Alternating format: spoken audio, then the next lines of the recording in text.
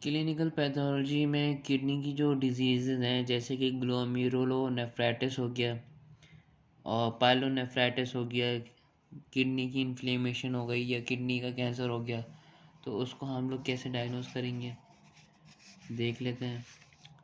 सबसे इसमें किडनी का कोई एक टेस्ट है, रीनल फंक्शन टेस्ट या KFTs। ये वो टॉपिक है, तो ये AFIP बुक जो है उसके नोट्स मैंने बना के अब एक्सप्लेन करूँगा। किडनी क्या है? सबसे पहले किडनी एक पेयर्ड ऑर्गन है जो कि लंबर रीजन में लोकेटेड है। और किडनी का काम तो सबको पता है कि ब्लड में से जितने भी वेस्ट है उसको फिल्टर आउट करना है। ठीक है, नॉर्मल यूरिन का जो आउटपुट है पर डे वो 1500 से 2000 ml होता है। और GFR यानी कि ग्लोमेरुलस फिल्ट्रेशन रेट, ग्लोमेरुलस जो है वो समझ लो कि किडनी का एक ऐसा हिस्सा है जो कि ब्लड में से वेस्ट को फिल्टर करेगा। जैसे छन्नी का काम है ना, वैसे ही किडनी की जो छन्नी है वो है ग्लोमेरुला है। तो इसमें होता है ये कि ग्लोमेरुलस कैपिलरीज जहाँ होती है ना, वहाँ पे ब्लड का जो प्रेशर होता है, हाइड्रोस्टेटिक प्रेशर, वो बहुत ज़्यादा होता है। यानी कि नॉर्मल कैपिलरीज में जो प्रेशर होता है, हाइड्रोस्टेटिक प्रेशर ब्लड का, उससे 3 गुना ज़्यादा होता है। कहाँ? ये यहाँ पे किडनी के ग्लोमेरुलर कैपिलरीज पे, जिसकी वजह से जितने भी वेस्ट मटेरियल है वो फिल्टर आउट हो जाता है। ठीक है। और एक और फिल्टर आउट होने की वजह से क्या है कि ग्लोमेरुलर कैपिलरीज जो हैं वो क्या है, सेमी इम्परमिएबल है। सही, यानी कि वेस्ट मटेरियल जो है वो पास आउट कर सकता है। एक तो हाई स्पीड है, दूसरी ये कि सेमी इम्परमिएबल मेम्ब्रेन ब्रेन है। सही है। अच्छा, दूसरी बात ये है कि ग्लोमेरुलर कैपिलरीज कहाँ पे होती है? बोमेन्स कैप्सूल पे होती है। तो ये जो फिल्टर का ये जो रेट है, यानी कि 1 मिनट में 125 ml ब्लड से 125 ml ब्लड में से जो वेस्ट है वो फिल्टर आउट होता है। ठीक है, 1 मिनट में 125 ml। तो इसको हम लोग क्या कहते हैं? ग्लोमेरुलाई फिल्ट्रेशन रेट, यानी कि ग्लोमेरुलाई का फिल्टर रेट कितना चल रहा है। नॉर्मल इतना होता है 125 ml पर मिनट। ठीक है। अब बात करेंगे नाइट्रोजीनियस वेट्स की या नाइट्रोजीनियस प्रोडक्ट की जो यूरिन में पाया जाता है। सबसे पहले है यूरिया। यूरिया क्या है? असल में नाइट्रोजीनियस प्रोडक्ट है ऑफ प्रोटीन।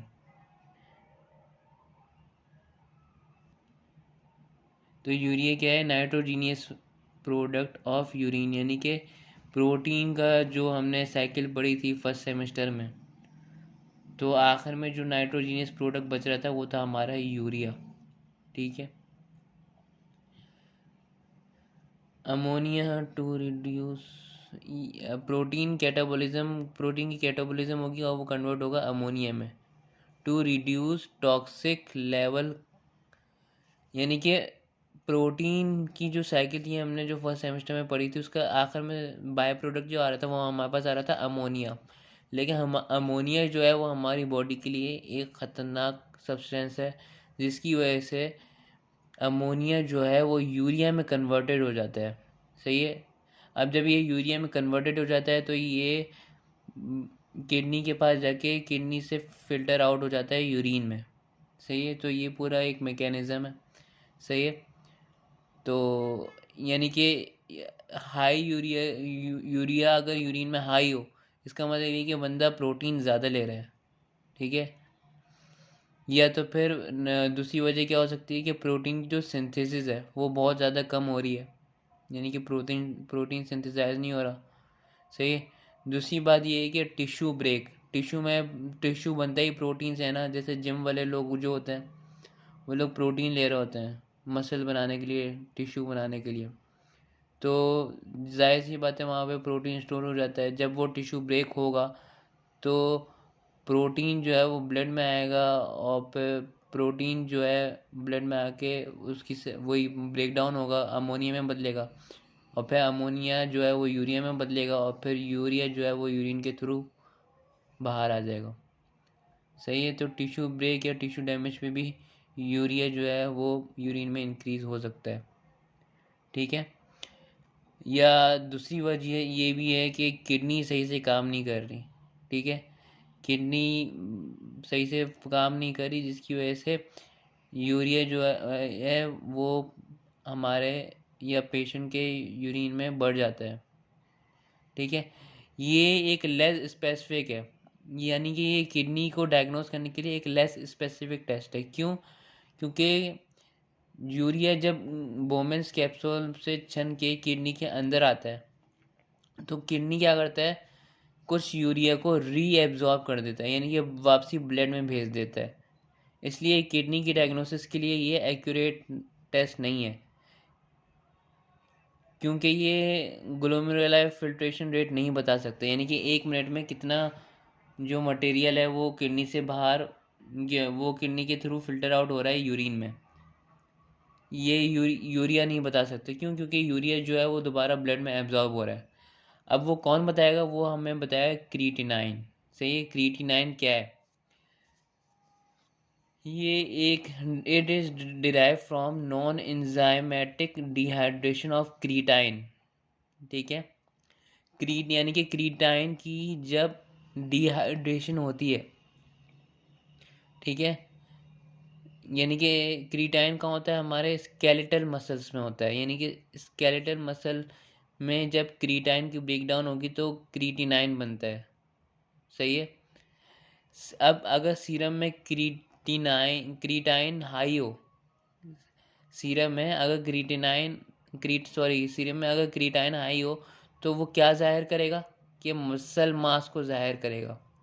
यानी कि जितना ज़्यादा क्रीटाइन है उसका मतलब ये होगा कि उतना ही ज़्यादा मसल है। यानी कि बॉडी बिल्डर्स में क्रीटाइन जो है वो ज़्यादा होगा, और वो लोग लेते भी कुछ लोग प्रोटीन लेते हैं, कुछ लोग क्रीटाइन लेते हैं मसल बनाने के लिए। ठीक है। तो serum creatine in male is greater than female. Male में क्रीटाइन का जो रेशो है वो ज़्यादा है एज़ कम्पेयर टू फीमेल। इसलिए लैब की जो रेफरेंसेस रेंज आती है वो दोनों की अलग अलग आती है। मेल्स में जो होती है वो ज़्यादा होती है, फीमेल्स में कम होती है। क्यों? क्योंकि फीमेल में फैट ज़्यादा होता है एज़ कम्पेयर टू मसल। ठीक है। It is filter and not reabsorbed. ये जो है क्रीटिनाइन जो है ये जब एक दफ़ा किडनी से फिल्टर आउट हो जाए तो वो यूरिन के थ्रू बाहर की तरफ पास आउट हो जाएगा। सही। इसका मतलब ये है कि ये क्रीटिनाइन के ज़रिए हम ग्लोमेरुलस फिल्ट्रेशन रेट यानी जीएफआर को कैलकुलेट कर सकते हैं, एस्टिमेट कर सकते हैं। क्यों? क्योंकि जीएफआर का मतलब ही यही है कि किडनी 1 मिनट में कितना वेस्ट फिल्टर कर रहा है और फिर यूरिन के थ्रू पास आउट बाहर निकाल रहा है। ठीक है। उसके बाद आता है आरएफटी की routine examination. Kidney function test या रीनल फंक्शन टेस्ट की जो रूटीन एग्जामिनेशन है हमारे पास, सबसे पहले अपीयरेंस। अपीयरेंस क्या है हमारे पास? यूरिन की वो एम्बर होती है। सही है। वॉल्यूम जो है वो 750 टू 2500 ml। सही। उसके अलावा ये टर्मिनोलॉजीज हैं कुछ जो मैं दूसरी वीडियो में बता चुका हूँ एग्जामिनेशन ऑफ यूरिन में। ठीक है। ग्लूकोज जो है वो नॉर्मली नॉट फाउंड होता है। पीएच जो है यूरिन का वो 5.5 से 8 होता है। प्रोटीन जो है वो हाईली परमिएबिलिटी में नज़र आता है।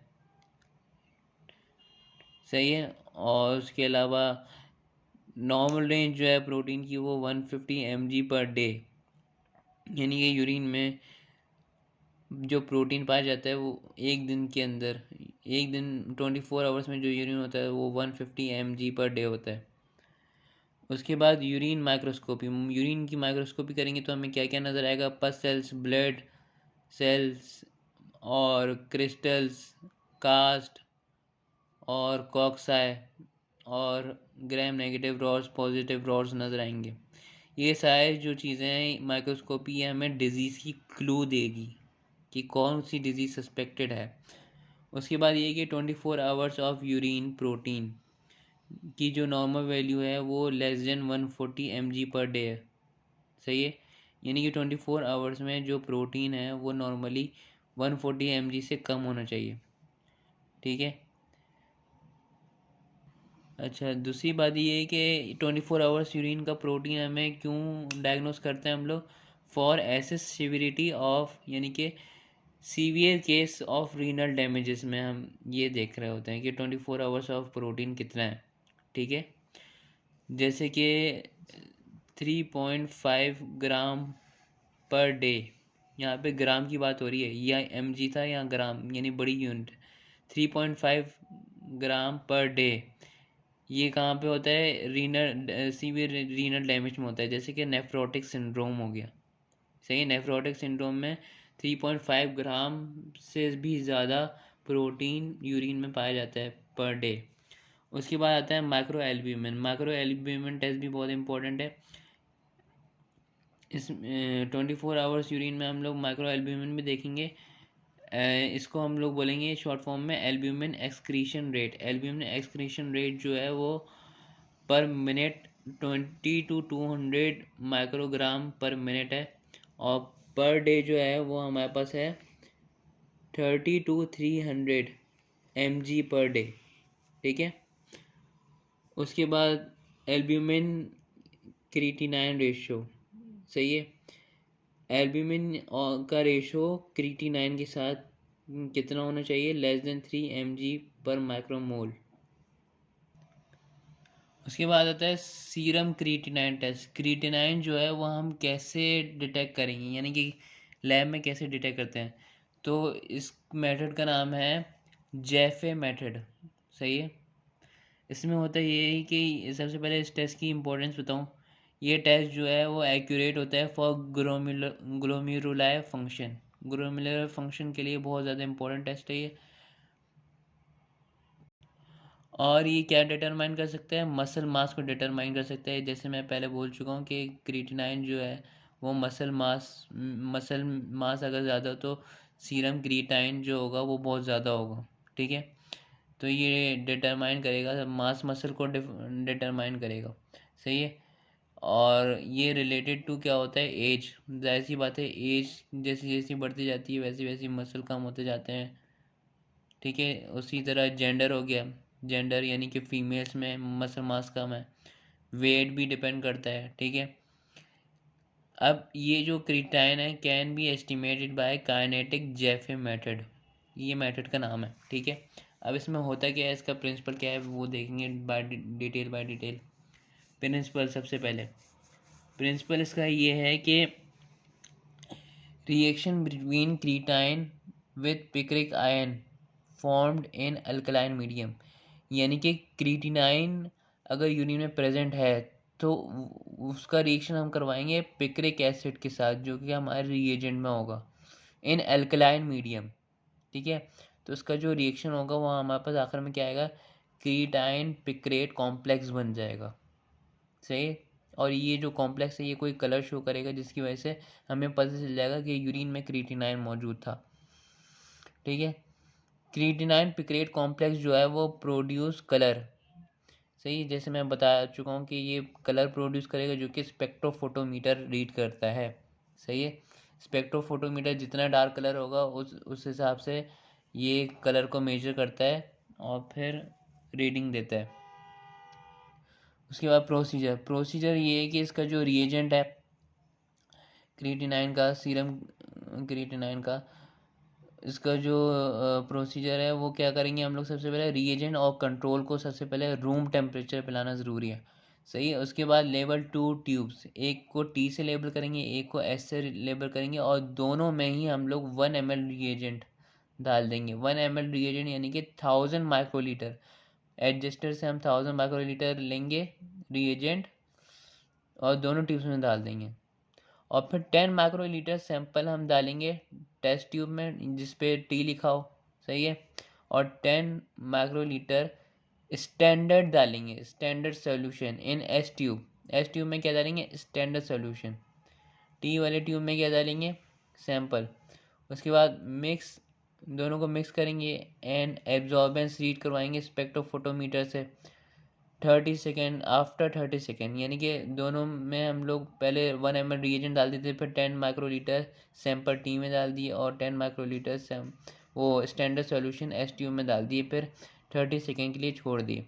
फिर 30 सेकेंड के बाद हम स्पेक्ट्रोफोटोमीटर से एब्जॉर्बेंस रीड करवाएंगे, ठीक है, दोनों ट्यूब्स की, ठीक है। तो आप वो जो एब्जॉर्बेंस हम लोग दोनों ट्यूब की रीड करवाएंगे उसे कहेंगे A1, यानी कि एब्जॉर्बेंस 1, सही है।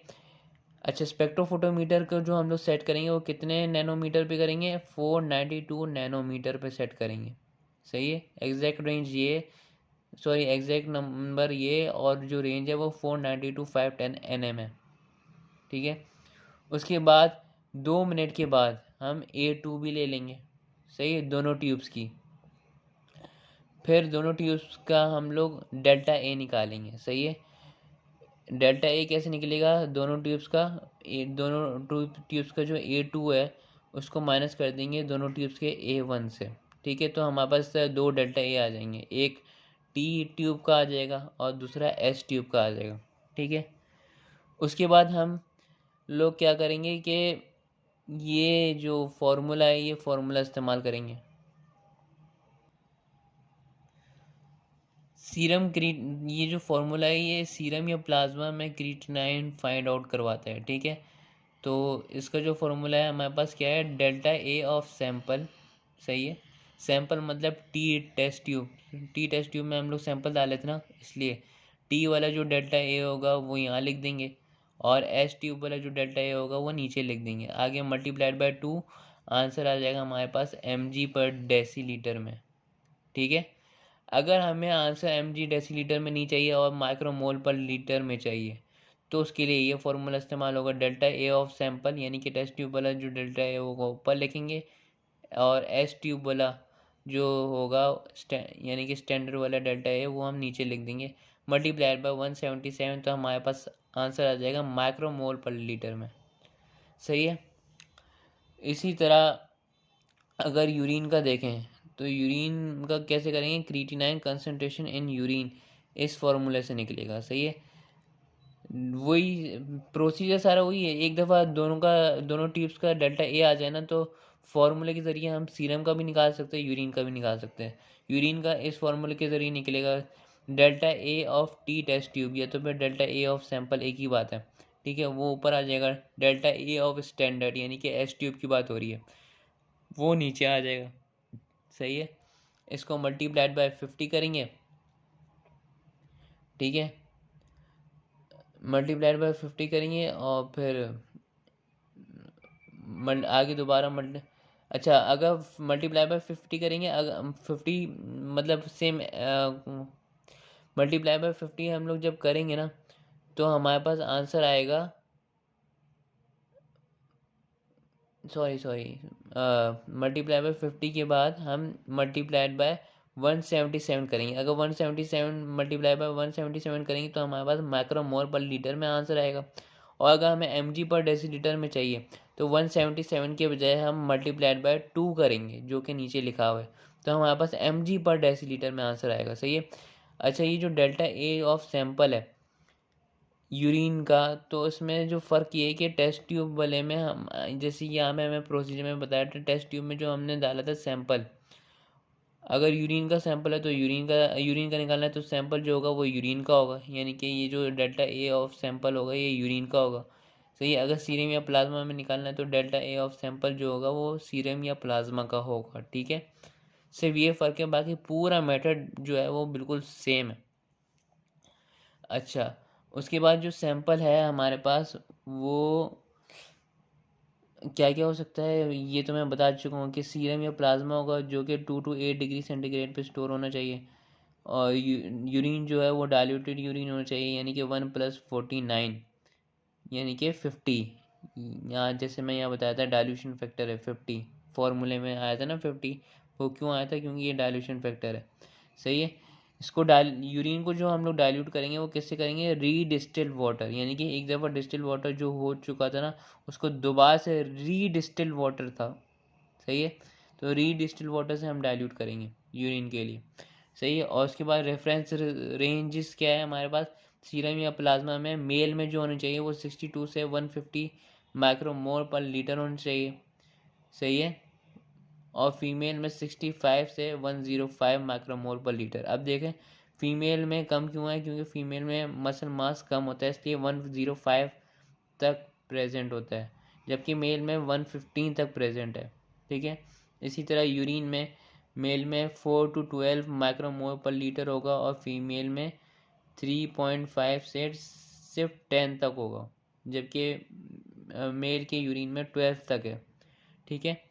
तो ये बहुत ही अच्छा मेथड है जिससे हम यूरिन में भी और प्लाज्मा या सीरम में भी क्रिएटिनिन हम आराम से निकाल लेंगे। इससे ये फार्मूले की ज़रूरत है और सैंपल की ज़रूरत है और रिएजेंट्स की ज़रूरत है, ठीक है। इंटरप्रिटेशन क्या होगी, अगर इंटरप्रिटेशन जो है वो हमारे पास लेस देन 200 माइक्रोमोल पर लीटर है सीरम में, सही है। तो यानी कि क्या हम समझ जाएंगे कि रीनल डैमेज जो है वो मिल्ड है। फिर मॉडरेट रीनल डैमेज में क्या होता है 200 से 400 तक चले जाते हैं ब्लड में, यानी कि सीरम में। और फिर सीवियर रीनल डैमेज में क्या होगा, ग्रेटर देन 400 हो जाएगा, सही है। अब कन्वर्जन फैक्टर क्या है, यहाँ पे हम फार्मूले के हिसाब से जैसे ये जो यूरिन का जो फार्मूला था, अगर हमें मोल पर लीटर में चाहिए था तो 177 से कर रहे थे, 2 में जी पर डेसीलीटर चाहिए था तो 2 से कर रहे थे, सही है। अब अगर ये खाली मोल या जी पर डेसीग्राम, अगर ये 177 वाला याद नहीं हो रहा तो ये 2 वाला याद कर लें। ये असल में ये कन्वर्जन फैक्टर अगर आ जाए ना तो ये फॉर्मूले भी आराम से याद हो जाएंगे। इन शॉर्ट कन्वर्जन फैक्टर क्या है, अगर हमारे पास फॉर्मूले से हमने जी पर डेसीलीटर निकाल दिया, जैसे कि ये यूरिन का है फॉर्मूला है, ये delta A of sample delta A of standard multiplied by 50 जो कि डाइल्यूशन फैक्टर था, आगे मल्टीप्लाइड बाय हमने अगर 2 कर दिया और हमारे पास आंसर आया जी पर डेसीलीटर में आंसर आया, ठीक है। हमारे पास डेसीलीटर में आंसर आया और हम चाह रहे हैं कि इसको, या हमारे जो सीनियर है वो हमें बोल रहा है कि इसको माइक्रोमोल पर लीटर में करो, तो हम क्या करेंगे, हम डायरेक्ट ये फार्मूला इस्तेमाल करेंगे जी पर डेसीलीटर में जो हमारा जो भी आया था आंसर क्रिएटिनिन वाला, वो हम यहाँ लिखेंगे, उसको जी पर डेसीलीटर वाला जो आंसर है उसको मल्टीप्लाई कर देंगे सिंपल 88.4 से मल्टीप्लाई करेंगे तो हमारे पास माइक्रोमोल पर लीटर आ जाएगा। इसी तरह माइक्रोमोल पर लीटर में से कन्वर्जन करनी है जी पर डेसीलीटर में, तो हम क्या करेंगे, माइक्रोमोल पर लीटर मल्टीप्लाइड बाय 0.0113 कर देंगे तो हमारे पास जी पर DL में आ जाएगा। अच्छा, तो पीछे वाला जो टेस्ट था वो था क्रिएटिनिन की डिटेक्शन सीरम में और यूरिन में कैसे करेंगे वो था, सही है। अब क्रिएटिनिन क्लियरेंस टेस्ट जो हमें एक्यूरेसी बताती है GFR की, ग्लोमेरुलस फिल्ट्रेशन रेट की, तो वो कैसे करेंगे हम लोग, सही है। तो इसका जो है वो क्या है, amount of plasma, creatinine clearance test है क्या, amount of plasma cleared of creatinine, यानी कि प्लाज्मा जो है वो क्रिएटिनिन से क्लियर हो रहा है इन यूनिट टाइम, यानी कि मिनट में, 1 मिनट में कितना 1 मिनट में प्लाज्मा जो साफ हो रहा है क्रिएटिनिन से वो कितना हो रहा है, तो ये जो है ये इंडिकेट करता है GFR की रेट को, ग्लोमेरुलस फिल्ट्रेशन रेट को एस्टिमेशन कर सकते हैं हम लोग इससे, ठीक है। तो हमारे पास जो फॉर्मूला है वो क्या है, creatinine equal to UV upon P multiplied by 24 multiplied by 60, 24 hours को जाहिर करता है, यानी कि एक दिन में 24 आवर्स होते हैं, और 60 यानी कि पर आवर, यानी कि 1 मिनट में 60 मिनट्स होते हैं, ठीक है। तो ये 24 और 60 इसलिए फार्मूले में। और U क्या है हमारे पास, U मतलब यूरिन का क्रिएटिनिन है, सही है। V जो है वो वॉल्यूम ऑफ यूरिन है और P जो है वो प्लाज्मा का क्रिएटिनिन है, ठीक है। अब ये टेस्ट क्यों ज़रूरी है, to assess kidney of donor, यानी कि जो किडनी डोनेट होने जा रहा है वो किडनी को देखने के लिए कि किडनी जो है वो वेल वर्क कर रहा है या नहीं, वेल फंक्शनिंग है या नहीं। Number 2, investigate renal function, renal function को भी इन्वेस्टिगेट करता है। उसके बाद patient on toxic drug excreted by kidney, यानी कि पेशेंट जो टॉक्सिक ड्रग ले रहे हो वो किडनी के थ्रू एक्सक्रीट आउट हो रहे हैं यानी ये भी देखने के लिए। सही है, patient on toxic drug excreted by kidney. अब इसका प्रोसीजर क्या है? प्रोसीजर ये कि 24 आवर्स ऑफ यूरिन स्पेसिमेन लेंगे हम। सही है, मैं प्रीवियस वीडियो में बताया था यूरिन की एग्जामिनेशन में कि टाइप्स ऑफ यूरिन सैंपल, उसमें से एक टाइप ये भी था 24 आवर्स ऑफ यूरिन सैंपल। सही है, first specimen should be discarded. 24 hours of urine कैसे लेंगे? पहला जो स्पेसिमेन है should be discarded and note for 20, उसके बाद जो 24 घंटे में जितना भी यूरिन का जो वॉल्यूम है उसको हम नोट करेंगे। सही है, ml में नोट करेंगे, रिक्वेस्ट फॉर्म में, पेशेंट की रिक्वेस्ट फॉर्म में। उसके बाद क्या है? Collect blood sample. अब blood sample during 24 hours, creatinine estimation both sample perform. अब उसके बाद क्या है? इसी दौरान ये 24 आवर्स ऑफ यूरिन की जो कलेक्शन हो रही थी इसी दौरान 24 आवर्स में ब्लड का भी सैंपल लेंगे। ठीक है, क्योंकि फॉर्मूले में हमें यूरिन का भी क्रिएटिनिन की ज़रूरत थी और प्लाज्मा में जितने क्रिएटिनिन है उसकी भी ज़रूरत है। ठीक है, उसके बाद ये कि दोनों में हम लोग क्या निकालेंगे? क्रिएटिनिन निकालेंगे। कैसे निकालेंगे दोनों सैंपल में?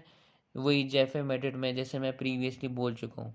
ठीक है, क्रिएटिनिन अगर यूरिन में हाई है so measured in, creatinine in urine is high, urine में जो क्रिएटिनिन होता है ना ये बहुत ज़्यादा हाई होता है जबकि सीरम में कम होता है। क्यों? क्योंकि किडनी तो फिल्टर आउट करेगा ना। सही, इसलिए यूरिन में हाई होता है और सीरम में कम होता है। तो इसलिए यूरिन में जो मेजर किया जाता है वो एम मोल पर लीटर में किया जाता है, जबकि सीरम में माइक्रोमोल पर लीटर में किया जाता है। ये वाइवा वाला क्वेश्चन है जो कि पूछा जा सकता है। सही है, अच्छा उसके बाद तो रेफरेंस रेंज जो है वो सीसीटी की क्रिएटिनिन क्लियरेंस टेस्ट की क्या है? मेल की जो है वो 80 to 140 ml पर मिनट है। सही है, और फीमेल की जो है वो 60 to 120 ml पर मिनट है। आगे आता है यूरिया। यूरिया कैसे डिटेक्ट किया जाएगा?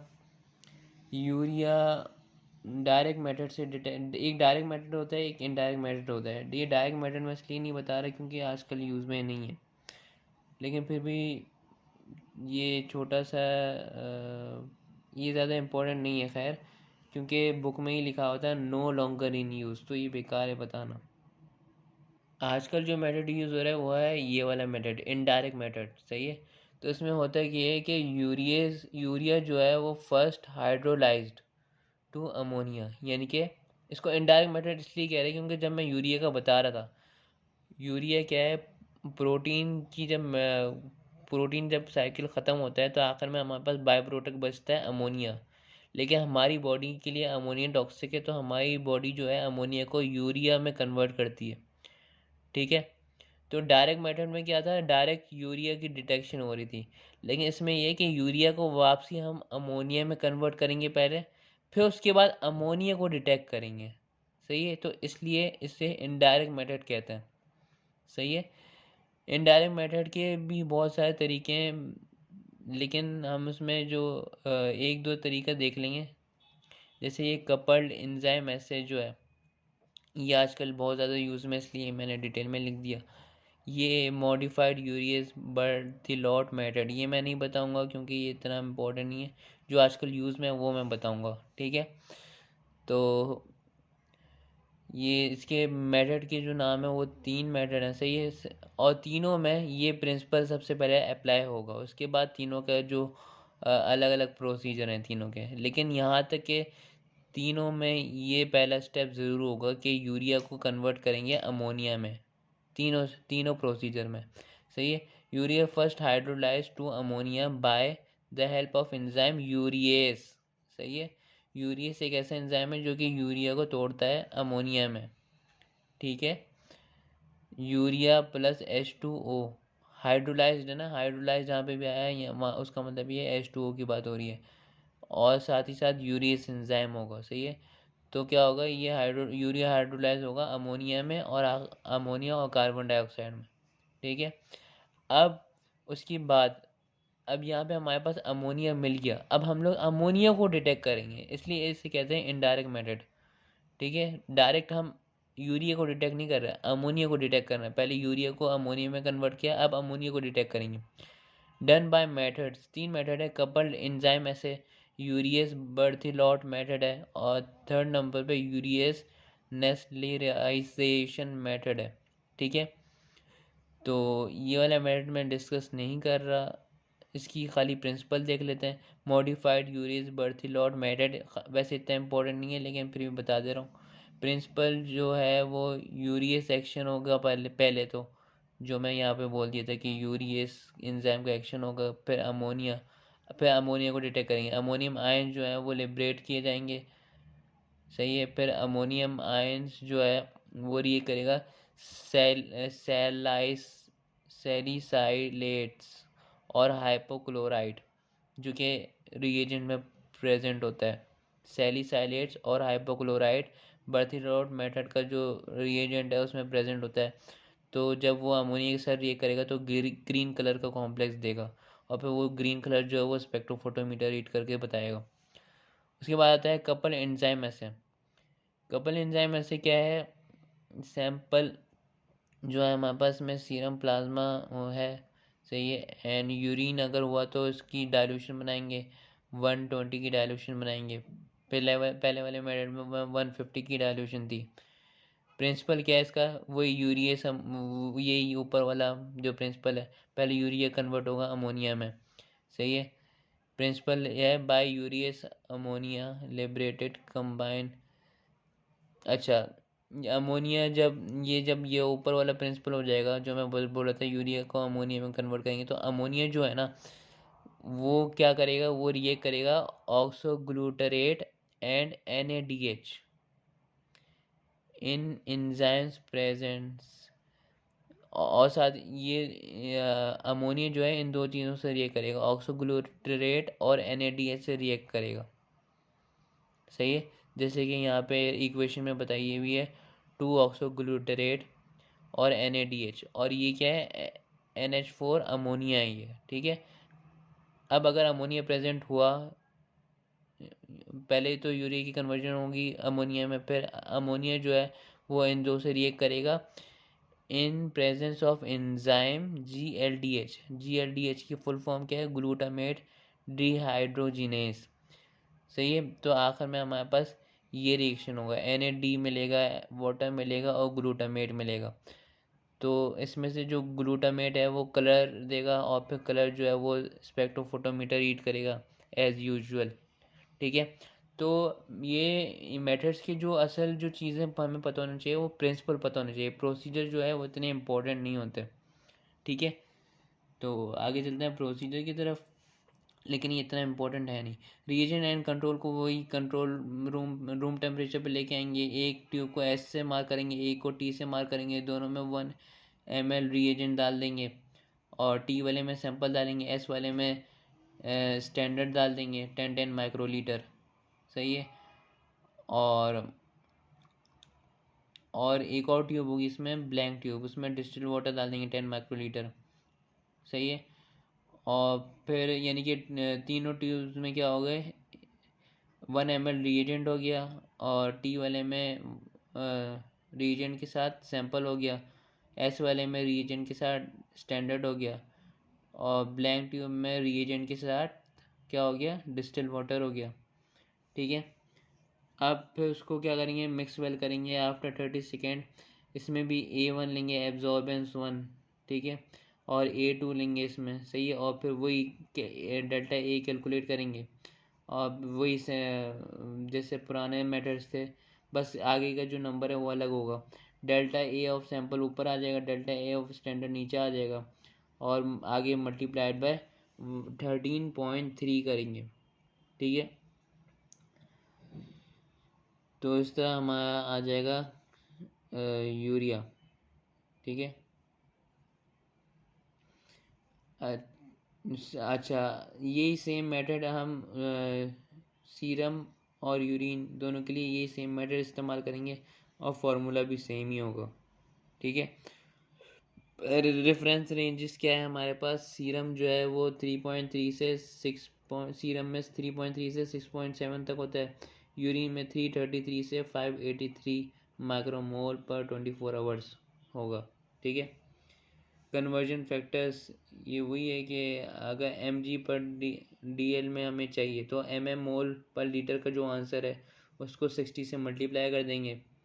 इसी तरह एम एम मोल पर लीटर जो है वो अगर इसमें हमें चाहिए एम एम मोल पर लीटर में, तो एम जी पर डेसी लीटर वाला जो आंसर है उसको मल्टीप्लाई कर देंगे 0.166 से। ठीक है। अच्छा, तो वो तो हो गया क्रिएटिनिन और यूरिया की बात। आगे आता है हमारे पास इलेक्ट्रोलाइट्स। इलेक्ट्रोलाइट्स जो है वो ये कभी कभी डिहाइड्रेशन, यानी कि डिहाइड्रेशन जब बहुत ज़्यादा यूरिन आ जाता है, जैसे डायबिटीज़ में बहुत ज़्यादा यूरिन आता है, पॉलीयूरिया जिसे कहते हैं, तो उस केस में बॉडी में इलेक्ट्रोलाइट्स बहुत ज़्यादा कम हो जाते हैं। तो इलेक्ट्रोलाइट्स टेस्ट भी ज़्यादा इंपॉर्टेंट है। ये इनकी नॉर्मल वैल्यूज़ हैं। ठीक है, ये मैं थोड़ा क्लियर कर देता हूँ। सही है। इसमें से जो इम्पोर्टेंट वैल्यूज़ हैं याद रखने वाली, मोस्ट इम्पॉर्टेंट वो है सोडियम है।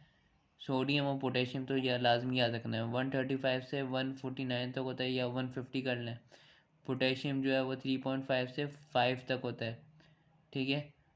उसके अलावा क्लोराइड जो है वो 100 to 110 तक होता है, या 95 से 107 तक होता है। ये तीन के याद रखना ज़रूरी है। ठीक है। उसके अलावा अदर किडनी की डिटेक्शन के लिए टेस्ट जो होता है हमारे पास, वो क्या होता है? Plasma and urine electrophoresis. सही है।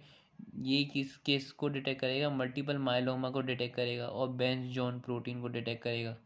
सही है। बेंज जॉन प्रोटीन क्या है ये आगे बताऊंगा। Urine for myoglobin N H B. Renal biopsy. Renal biopsy क्या है? ये ग्लोमेरुलर डिजीज़ को डिटेक्ट करेगा। सही है कि किडनी में इन्फेक्शन है या कैंसर है। बायोप्सी असल में होता है ये कि डिफरेंट टाइप ऑफ कैंसर को बिनाइन है या मैलिग्नेंट है उसको डिटेक्ट करने के लिए होता है। उसके अलावा HbA1c टेस्ट होता है टू एसेस डायबिटिक कंट्रोल। सही है। क्योंकि डायबिटीज़ का बहुत लंबा, बहुत गहरा रिलेशन है किडनी से। ठीक है। डायबिटिक पेशेंट जो होते हैं उनकी अगर वो सीवरे में चले जाएँ तो सबसे पहले किडनी ख़राब होती है। उसके बाद आता है investigation for common renal disorder. Common renal disorder ये हमारे पास एक इंटरप्रिटेशन चार्ट है। सही है। इसकी आप लोग पिक्चर ले सकते हैं। इसमें अलग अलग डिजीज़ में अलग अलग चीज़ें, क्या चीज़ इंक्रीज़ होगी, क्या चीज़ डिक्रीज़ होगी। सही है। प्लस का मतलब ये कि पॉजिटिव है। सही है। एक्यूट ग्लोमेरुलो AGN जो है वो एक्यूट ग्लोमेरुलोनेफ्राइटिस है। NS जो है वो नेफ्रोटिक सिंड्रोम है। ठीक है। उसके बाद ARF एक्यूट रीनल फेलियर है, और CRF क्रॉनिक रीनल फेलियर है। सही है। तो इसमें क्या चीज़ इंक्रीज़ हो रही है, क्या चीज़ डिक्रीज़ हो रही है? पॉजिटिव। ये प्लस का मतलब ये है कि पॉजिटिव। जैसे एक्यूट ग्लोमेरुलोनेफ्राइटिस में एनीमिया होता है। ठीक है। यूरिया भी होता है। सही है। यानी यूरिया भी अफेक्टेड है। सीरम में क्रिएटिनिन भी होता है। ग्लोमेरुलर फिल्ट्रेशन रेट भी कम हो जाता है। पोटेशियम हो भी सकता है, नहीं भी हो सकता है। फॉस्फोरस। उसके अलावा ये सारी चीज़ें जो है ये फ्री टाइम में याद करने की है। मतलब कि जैसे छुट्टियां आ गई तो ये चीज़ें याद कर लें, लेकिन वायवा के लिए तो ये इतना इम्पोर्टेंट नहीं है। सही है। अच्छा, ये blood urea nitrogen test, BUN test, ये बहुत ज़्यादा इंपॉर्टेंट है। इसकी नॉर्मल वैल्यू है 7.9 से लेके 20 mg/डेसीलीटर। सही है। इसमें होता ये है कि सिंपल ब्लड यूरिया नाइट्रोजन, जैसे हम यहाँ पीछे यूरिया का टेस्ट देख रहे थे जो कि इनडायरेक्ट मेथड से हम कर रहे थे कपल एंजाइम से। सही है। इसमें जो ब्लड से जो हम यूरिया का निकालेंगे कैलकुलेट करके, तो उस यूरिया को, जो हमारे पास कैलकुलेटेड यूरिया होगा सीरम का, तो उसको हम डिवाइड कर देंगे 2.14 से। सही है। तो हमारे पास आ जाएगा हमारा ब्लड यूरिया नाइट्रोजन। ठीक है। यानी कि ब्लड में कितना यूरिया है। ठीक है, वीडियो अच्छी लगे तो लाइक करें, शेयर करें, सब्सक्राइब करें। अल्लाह हाफिज़।